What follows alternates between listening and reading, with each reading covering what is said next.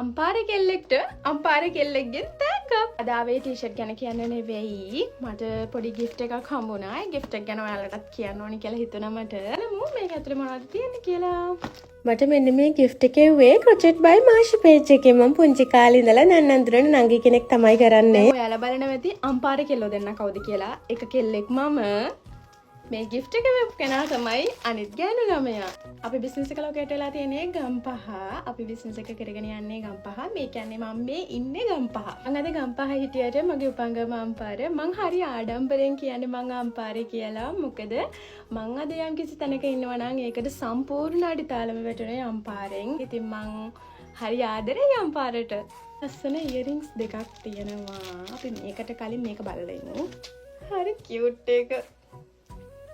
හරිම ලස්සනට තියෙනවා. හරිම ලස්සනට කොටලා තියෙනවා. පින්ක් කලර් එකයි වයිට් කලර් එකයි.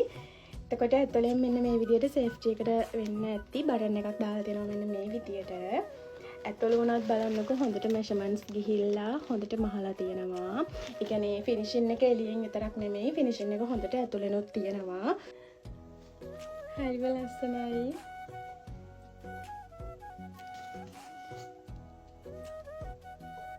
මෙයා මේ බෑග්ස් විතරක් නෙවෙයි ටොප් අයිටම් ටොප්ස් කරනවා බේබි ඇඳුම් කරනවා ස්ලිපර්ස් කරනවා ගොඩාක් අයිටම්ස් කරනවා. ඔයාලට පුළුවන් WhatsApp through යාව contact කරගන්න. මම යාව contact details ඔයාලට වීඩියෝ එක පල්ලෙහෙන් දාන්නම්.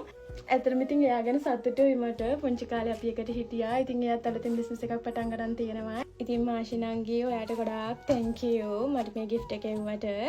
ඔයාගේ අලුතින් පටන් ගත්ත බිස්නස් එක සර්වපකාරයෙන් සාර්ථක වෙන්න ඕනි කියලා මම ඔයාලට wish කරනවා. මම එයාගේ page එක යටින් mention කරන්නම්. ඔයාලටත් පුළුවන් ලස්සන crochet item එකක් එයාට කියලා හදාගන්න. මෙන්න මේ වගේ ලස්සන crochet item එකක් ඉතින් ගන්න නම් crochet by Mashi page එකට WhatsApp message එකක් දාගෙන යන්න.